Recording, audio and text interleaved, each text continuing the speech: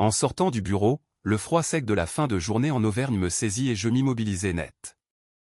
Ma place de parking, mon emplacement attitré, était désespérément vide. Pas le moindre éclat de verre scintillant sous le lampadaire blafard, aucun signe de mise en fourrière, rien. Juste une tache d'asphalte morte, une absence béante là où ma Renault Clio neuve aurait dû se trouver. Cette même Clio pour laquelle j'avais économisé pendant si longues années, chaque centime mis de côté étant une petite brique dans la forteresse de mon indépendance. Ma poitrine se serra violemment, un étau invisible m'empêchant de respirer. Mes mains se mirent à trembler de manière incontrôlable alors que je vérifiais à nouveau le numéro de la place, murmurant une litanie insensée, non, non, non, non, non. Mais l'espace restait obstinément vide. Ma première voiture neuve, enfin payée jusqu'au dernier sou, s'était volatilisée. Et lorsque j'ai appelé mes parents, la voix étranglée par une panique grandissante, cherchant désespérément un point d'ancrage dans la tempête, la réponse que j'ai reçue ne s'est pas contentée de me couper le souffle. Elle m'a fait comprendre, avec une clarté glaciale, qu'il ne s'agissait pas d'un simple vol. C'était quelque chose de bien pire, quelque chose d'infiniment plus personnel et destructeur. J'ai grandi en croyant qu'être la personne forte de la famille était une sorte de bénédiction.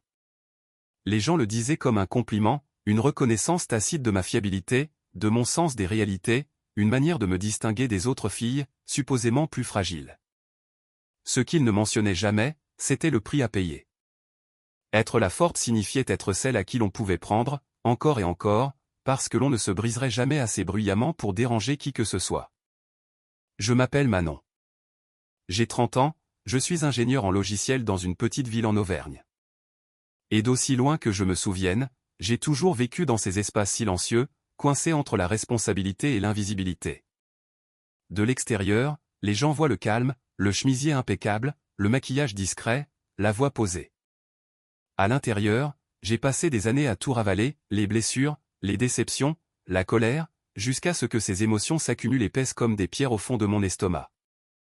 Ma famille, en particulier mes parents, Monique et Pierre, a toujours soutenu que Chloé, ma sœur, avait besoin de plus d'attention que moi. Elle était la créative, la délicate, celle qui ressentait les choses trop profondément. Je me souviens les avoir observées tournant autour d'elle comme si elle était une bougie dans le vent, la protégeant de la moindre brise, aussi légère fût-elle, tout en présumant que je resterais debout, imperturbable, au milieu de n'importe quelle tempête. Dès l'adolescence, les différences étaient flagrantes. Je travaillais à temps partiel après les cours, je nettoyais des tables, je comptais des pièces de monnaie, économisant pendant des mois pour m'acheter un ordinateur d'occasion dont le ventilateur râlait comme un vieillard. Le lendemain de mon achat, j'ai vu ma mère, Monique, déposer un ordinateur portable neuf dernier cri sur le lit de Chloé. Elle en a besoin pour un projet, m'a-t-elle expliqué, le ton neutre. J'ai hoché la tête, feignant de ne pas sentir le sol se dérober sous mes pieds, un tremblement de terre silencieux que seul moi pouvais ressentir. À 18 ans, Chloé m'a emprunté mon vélo, juste pour 1 heure, avait-elle promis. Il est réapparu 2 jours plus tard, abandonné sous la pluie derrière la maison d'une amie, la chaîne rouillée, la selle déchirée. Ne sois pas si dramatique, avait dit mon père, Pierre. Tu peux le réparer. Elle ne pensait pas à mal. Mais j'ai appris quelque chose ce jour-là. Dans ma famille, l'intention comptait plus que l'impact. Du moins, quand il s'agissait de Chloé. Pendant mes études supérieures, j'ai jonglé avec 2 emplois, de longues nuits à la bibliothèque universitaire, du café filtre bon marché qui me brûlait l'estomac et la pression constante d'être totalement autonome. Quand mes économies ont mystérieusement disparu de mon compte, j'ai découvert des semaines plus tard qu'elles avaient servi à payer les frais de scolarité d'un cours de Chloé, après qu'elle eut manqué la date limite d'inscription. Ma mère avait balayé mes questions d'un sourire désarmant. La famille, c'est fait pour s'entraider, Manon. Au moment où j'ai obtenu mon diplôme et que je me suis installé dans cette petite ville d'Auvergne, j'avais cessé d'attendre la moindre équité. L'indépendance me semblait une armure plus sûre que l'espoir. J'ai construit ma vie discrètement, payé mes factures à temps, résolu mes propres problèmes, sans jamais rien demander. Et après si longues et laborieuses années, je m'étais enfin offert quelque chose qui me semblait véritablement appartenir, corps et âme. Ma première voiture neuve, une Renault Clio argentée. Propre, fiable, gagnée à la sueur de mon front. Chaque mensualité que je versais était une petite victoire personnelle, un pas de plus vers une liberté concrète. Mes parents m'avaient félicité, bien sûr, mais j'avais vu ce regard dans leurs yeux, cette légère grimace, comme si mon succès était un inconvénient, comme s'il créait un déséquilibre dans l'ordre cosmique familial. Chloé avait détruit 3 voitures en 5 ans, chacune remplacée sans la moindre question, sans le moindre reproche. Mais ma voiture, ma Clio, c'était différent. Elle portait le poids de chaque nuit blanche, de chaque sacrifice, de chaque once de fierté que j'avais bâti par moi-même. C'est pourquoi, instinctivement, cette place de parking vide ne m'a pas semblé être le résultat d'un vol ordinaire. C'était la continuation d'un schéma. Un schéma que j'avais passé toute ma vie à essayer de fuir. Au moment où j'ai constaté l'absence de ma voiture, j'ai fait ce que toute personne rationnelle ferait dans un premier temps, j'ai tenté de trouver une explication logique. Peut-être me suis-je garé à un autre niveau. Peut-être qu'on l'a enlevé par erreur. Peut-être que j'étais simplement épuisé et que ma mémoire me jouait des tours. Mais alors que j'arpentais le parking pour la 4e fois, le cœur battant à tout rompre, une clarté froide et tremblante s'est installée dans ma poitrine. Ma voiture n'était pas égarée. Elle avait disparu. Ma respiration est devenue courte, saccadée. J'ai sorti mon téléphone, mon pouce glissant sur l'écran moite, et j'ai appelé les premières personnes qui, je le pensais naïvement, pourraient me rassurer, me ramener sur la terre ferme, mes parents. J'ai appelé mes parents, la panique déformant ma voix. Ma mère, Monique, a décroché à la 2e sonnerie, son ton enjoué, comme si elle attendait une bonne nouvelle. Maman, ai-je haleté, ma voiture a disparu. Tu penses qu'elle a été enlevée par la fourrière? Tu sais ce que je devrais. Oh, ma chérie, calme-toi. On l'a donnée à Chloé. Elle en a plus besoin que toi. Juste comme ça. D'une voix douce, sur un ton désinvolte, comme si elle me disait qu'elle avait emprunté un de mes pulls, et non pas volé un véhicule de près de 20 000 € pour lequel j'avais travaillé pendant 6 ans. Quoi? Ma voix s'est brisée. Vous la lui avez donnée? Elle a ce nouveau travail, a poursuivi ma mère, imperturbable. Elle ne peut pas prendre le bus tous les jours. Tu peux bien te débrouiller sans voiture pendant quelques jours. N'en fais pas toute une histoire. Je suis resté figé au milieu du parking. Les sons autour de moi s'étaient assourdis, le bourdonnement lointain de la circulation, le grésillement d'un lampadaire, tout était étouffé par les battements sourds de mon cœur dans mes oreilles. La voix de mon père, Pierre, a soudain retenti dans le combiné, comme s'il avait écouté toute la conversation en arrière-plan. Elle est toujours dans la famille. Tu réagis de manière excessive. On partage tout. Tu te souviens quand on t'a aidé pendant tes études? Vous avez utilisé mes économies pour payer le cours de Chloé, ai-je murmuré, les mots ayant un goût de cendre. Ça, ce n'était pas m'aider, moi. Un silence pesant s'est installé. Puis ma mère a soupiré, un soupir chargé de déception, comme si j'étais, une fois de plus, l'élément décevant. Ne recommence pas avec ça. Ta sœur essaie de s'en sortir. Elle a eu une période difficile. Une période difficile. La même période difficile qu'elle traversait depuis 10 ans. Les images m'ont frappé avec la violence d'un poing. Chloé en larmes après avoir accidenté sa première voiture. Mes parents la serrant dans leurs bras, lui disant que c'était juste de la malchance. Chloé démolissant la 2e en envoyant des SMS au volant, l'avant du véhicule plié comme du papier. Mon père disant, elle est sous le choc. Ne la grondez pas. Chloé faisant trop la fête. Détruisant la 3e. Ma mère murmurant, elle a besoin de soutien, pas de jugement. 3 voitures anéanties en 5 ans. Et maintenant, la mienne. Ma première voiture neuve. Mon petit miracle personnel, qui lui avait été offert comme une vieille paire de chaussures. Maman, ai-je dit lentement, chaque mot pesant une tonne, je n'ai donné la permission à personne. Vous avez pris mes clés. Vous avez pris ma voiture. Nous l'avons empruntée, a-t-elle insisté, le ton devenant plus sec. Arrête d'être aussi égoïste. Égoïste. Le mot m'a transpercé, profond et familier, comme une vieille échymose que l'on presse. J'ai senti quelque chose en moi plier. Puis se rompre. Toutes ces années à ravaler mes émotions, à réparer ce qui n'était pas de ma responsabilité, à prétendre que leur choix ne me blessait pas. Chaque limite ignorée, chaque fois qu'ils avaient décrété que j'étais assez forte pour le supporter. Mais je n'étais pas forte à cet instant. Je tremblais. Je tremblais d'une rage si silencieuse qu'elle en était presque glaciale. Laisse quelques jours à Chloé, a dit mon père d'un ton qui se voulait apaisant. Elle te la ramènera.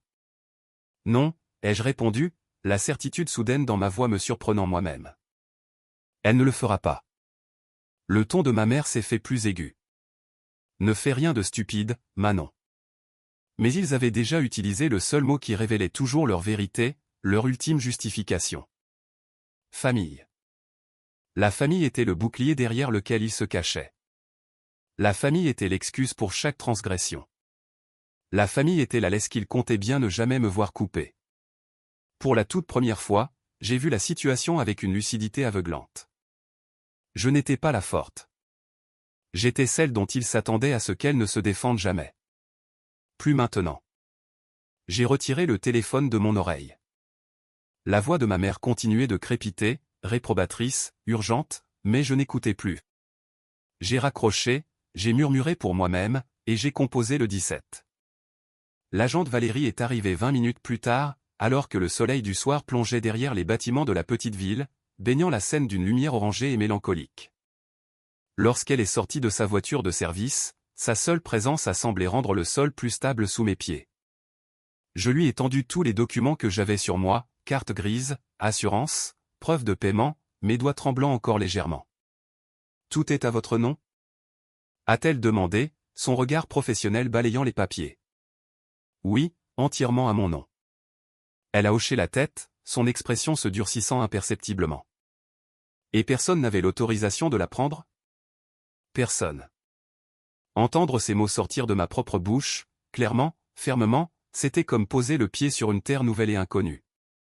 L'agente Valérie a photographié l'emplacement vide, a jeté un œil à la caméra de surveillance au-dessus de nous et a lancé un avis de recherche par radio. Quand elle a prononcé le nom de Chloé dans cette radio, le nom de ma sœur, cela m'a de nouveau coupé le souffle. Les vols familiaux restent des vols, a-t-elle ajouté, comme si elle lisait dans mes pensées. La loi ne fait pas d'exception pour les sentiments. Ces paroles m'ont frappé plus durement que la disparition de la voiture. Toute ma vie avait été construite autour d'exceptions, moi me faisant plus petite pour que Chloé puisse prendre plus de place, moi absorbant les chocs pour qu'elle puisse éviter les conséquences. Et voilà que, pour la première fois, quelqu'un traçait une ligne là où ma famille n'en avait jamais tracé.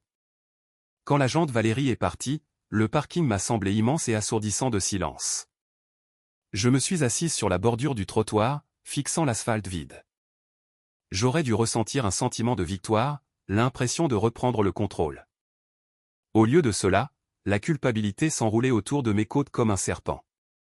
Les voix de mes parents résonnaient dans mon esprit, égoïste, dramatique, ingrate. Les mots avec lesquels on m'avait marqué depuis l'enfance. En retournant à mon immeuble, je me sentais vide. Mon appartement, habituellement mon sanctuaire, me semblait étranger. Je me suis préparé un thé, mais il avait un goût métallique. Je me suis assise sur le canapé dans le noir, les lumières de la ville vacillant contre les fenêtres, et je me suis laissé submerger par le poids de ce que j'avais fait.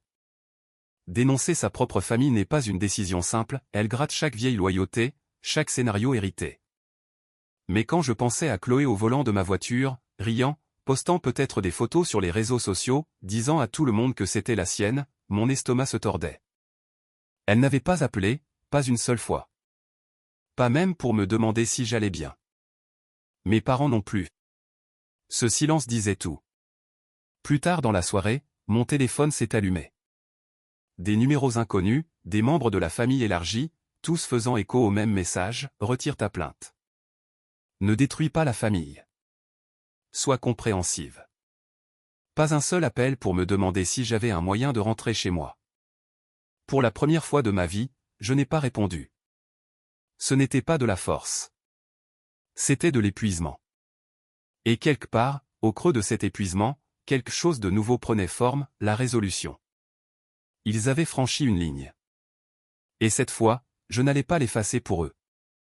3 jours après avoir déposé plainte, l'appel est arrivé alors que j'étais à mon bureau. J'avais à peine dormi, à peine mangé, vivant dans cet état suspendu entre la peur et l'obstination. Quand mon téléphone a vibré et que le nom de l'agente Valérie s'est affiché, j'ai retenu mon souffle. « Nous avons localisé votre véhicule », a-t-elle dit. « Votre sœur a été arrêtée pour excès de vitesse près de Riom. » La voiture a été placée en fourrière. En fourrière? Le mot m'a frappé comme une vague, un mélange confus de soulagement, de colère et d'appréhension. Et Chloé? Ai-je demandé doucement. Elle va bien. Elle est actuellement interrogée. Bien. Bien sûr qu'elle allait bien. Mes mains tremblaient tandis que je la remerciais. À l'instant où j'ai raccroché, la culpabilité a de nouveau déferlé, épaisse, suffocante. Chloé dans un commissariat. Mes parents en panique. Mes proches, affûtant leur téléphone pour me traiter à nouveau de monstre. Mais sous la culpabilité, une pulsation plus froide se faisait sentir, un sentiment de justice que je n'avais pas ressenti depuis des années. Ce soir-là, j'ai conduit une voiture de location jusqu'à la fourrière. L'entrepôt se trouvait derrière une clôture en grillage, de puissants projecteurs fendant la pénombre. Un employé m'a tendu des formulaires sans même lever les yeux. Clio argenté. Emplacement 34. Le béton résonnait sous mes pas alors que je suivais les numéros, mon cœur battant plus fort à chaque rangée que je passais. Et puis, je l'ai vue. Ma voiture. Mais pas la voiture que j'avais laissée sur le parking quelques jours plus tôt. Des emballages de fast-food jonchaient le sol. Du maquillage était étalé sur la portière passager. Une boisson énergisante avait coulé sur la console centrale. De la boue maculait les tapis. Le réservoir d'essence était presque vide. Ma couverture de secours était froissée sur la banquette arrière comme un vulgaire déchet. C'était comme si quelqu'un avait pris un souvenir que je chérissais et l'avait traîné dans la boue. Elle ne l'a eu que 3 jours, ai-je murmuré pour moi-même. Elle, a dit une voix derrière moi. Je me suis retourné. C'était l'agente Valérie. J'ai dégluti difficilement. Chloé, ma sœur. L'agente Valérie a examiné l'état de l'intérieur, puis a expiré longuement. Ce genre de négligence n'est pas inhabituel. Les gens traitent différemment ce qu'ils n'ont pas gagné eux-mêmes. Son ton n'était pas moralisateur, juste factuel. Brutalement honnête. J'ai posé mes mains sur le cadre de la portière, respirant profondément. La colère qui avait couvé pendant des années s'est épanouie en quelque chose de vif et de clair. Tout prenait sens maintenant, le vélo dans la boue à 18 ans, les économies prises pour son cours, l'ordinateur portable qui lui avait été offert comme si elle était une princesse. Ils avaient enseigné à Chloé quelque chose de dangereux, que les conséquences étaient facultatives. Mais pas cette fois. Une fois la paperasse terminée, l'agente Valérie m'a rendu les clés et a marqué une pause avant de se détourner. Quoi qu'il arrive ensuite, a-t-elle dit à voix basse, souvenez-vous que la responsabilité n'est pas de la cruauté. Cette phrase m'a accompagné tout le long du chemin du retour. Une semaine plus tard, je me suis retrouvé assise sur une chaise en bois dur devant la salle d'audience 4B. L'air sentait le désinfectant, le vieux papier et la nervosité ambiante. Mes parents étaient assis de l'autre côté du couloir, en chuchotant vivement. Chloé était assise entre eux, le regard fixé au sol, sa jambe battant la mesure de son anxiété. Elle ne voulait pas croiser mon regard. Quand le greffier a appelé l'affaire, nous sommes entrés. La juge, une femme aux yeux perçants et à la voix de pierre, a parcouru le dossier avant de lever les yeux vers Chloé. « Mademoiselle, dit-elle, je crois comprendre que vous souhaitez plaider aujourd'hui. » Chloé a hoché la tête, sa voix à peine audible.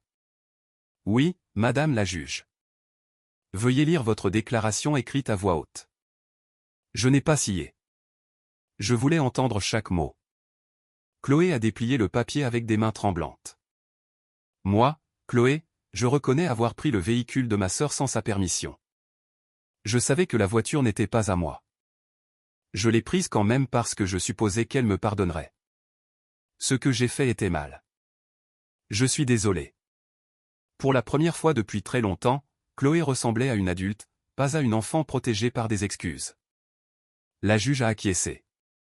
Que le dossier mentionne un plaidoyer de culpabilité. J'ai senti mon pouls battre dans ma gorge. Compte tenu des circonstances, ce tribunal condamne l'accusé à 6 mois de sursis avec mise à l'épreuve, une suspension de permis d'1 an et le remboursement des frais de fourrière à la victime. Le marteau a frappé le bois.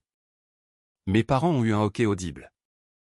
La main de ma mère s'est portée à sa bouche. Mon père s'est tendu comme s'il venait de recevoir un coup. Mais ce qui m'a le plus stupéfié n'était pas leur réaction. C'était la rapidité avec laquelle ils se sont tournés vers Chloé, l'enveloppant de réconfort, la protégeant des conséquences au moment même où celle-ci arrivait enfin. Ils ne m'ont pas regardé, pas une seule fois. Alors que la salle d'audience se vidait, je suis resté immobile, les laissant passer. Chloé est passée à quelques centimètres de moi, le visage rouge, les yeux gonflés. Elle a hésité, comme pour parler, mais la main de ma mère sur son bras l'a entraînée vers la sortie. « Pas maintenant », a murmuré ma mère. « Ne la laisse pas empirer les choses. » Là. Comme si j'étais la menace. Comme si j'étais le problème. Quand la porte s'est refermée derrière eux, quelque chose s'est apaisé en moi. C'était lourd, mais stable. Je n'étais plus en colère. Je ne tremblais plus. Je me sentais ancré. Comme si la partie de moi qui avait passé des décennies à s'excuser d'exister venait de rendre son dernier souffle. Dehors, le ciel d'Auvergne était bas et gris. J'ai marché jusqu'à ma voiture, la même voiture qui avait été violée, souillée, volée. Je me suis assise à l'intérieur et j'ai passé mes doigts sur le volant. À moi. Cela faisait longtemps que rien ne m'avait semblé vraiment à moi. Pas seulement la voiture, ma vie, mes limites, ma voix. Mais à cet instant, assise dans le contre-coup de tout ce qui venait de se passer, quelque chose a changé. Mes parents m'avaient abandonné, mais je m'étais retrouvé. J'ai conduit lentement jusqu'à la maison, laissant le silence m'envelopper. Chaque kilomètre semblait creuser la distance entre la femme que j'étais et celle que je devenais. Quand je suis arrivé à mon appartement, l'air semblait différent, comme si j'entrais dans une pièce que je venais de nettoyer à fond. J'ai posé les papiers du tribunal sur le comptoir, je me suis fait un thé et je me suis assise près de la fenêtre. Je ne célébrais pas. Je ne pleurais pas. Je reprenais possession. Et quelque part au fond de ma poitrine, une petite voix a murmuré une vérité que je ne m'étais jamais autorisé à formuler. Ce n'était pas la destruction d'une famille. C'était le commencement de ma liberté. Dans les semaines qui ont suivi, le bruit autour de l'affaire s'est lentement estompé. Les appels des proches ont cessé. La culpabilité s'est tue. Et pour la première fois, ma vie ne ressemblait plus à un champ de bataille que je devais maintenir à bout de bras. J'ai déménagé dans un nouvel appartement, plus proche des contreforts des volcans, où l'air semblait plus léger. J'ai changé de numéro de téléphone, ne gardant que les contacts de ceux qui me traitaient avec respect. Mes journées ont trouvé un nouveau rythme. Des matins calmes, de longues promenades, des soirées où j'écoutais enfin le genre de silence qui n'exigeait rien de moi. Chaque jeudi, je rejoignais un petit groupe de soutien dans un centre communautaire. Limite et guérison. Des gens qui portaient des cicatrices qui ressemblaient beaucoup aux miennes. La première fois que j'ai parlé, ma voix a tremblé, mais personne dans la pièce n'a reculé devant mon histoire. Ils ont hoché la tête. Ils ont compris. Et petit à petit, j'ai senti quelque chose se dénouer en moi. J'avais récupéré ma voiture. Mais plus important encore, je m'étais récupéré moi-même. Un après-midi, assise au volant face aux montagnes, j'ai réalisé une chose simple et libératrice, la justice n'avait pas ruiné ma famille. Elle m'avait restauré. 1 an plus tard, une enveloppe est apparue dans ma boîte aux lettres. Simple, sans marque, mais avec une écriture que j'ai reconnue instantanément. Chloé. À l'intérieur, une courte lettre. Elle ne suppliait pas le pardon. Elle ne blâmait personne. Elle écrivait simplement qu'elle suivait maintenant une thérapie, qu'elle apprenait ce que signifiait réellement la responsabilité, comment vivre sans prendre aux autres pour rester à flot. Et elle terminait par « Je sais que je t'ai fait du mal. J'essaie de devenir meilleur. » J'ai plié la lettre une fois, je l'ai glissée dans un tiroir, et je n'ai ressenti aucune urgence à répondre. Certaines histoires n'ont pas besoin de retrouvailles pour être closes. Parfois, la reconnaissance suffit. Alors que je verrouillais ma voiture ce soir-là, la barre antivol attrapant une bande de soleil couchant orange, une vérité tranquille s'est installée en moi. Ce qui est à moi reste à moi. Non pas parce que je le garde avec peur, mais parce que j'ai enfin appris à protéger la personne qui se trouve derrière les barrières. Si cette histoire a touché quelque chose en vous, dites-moi d'où vous la regardez. Partagez vos pensées dans les commentaires. Et si vous avez déjà tenu bon comme je l'ai fait, abonnez-vous. D'autres histoires arrivent, et vous n'êtes pas seul.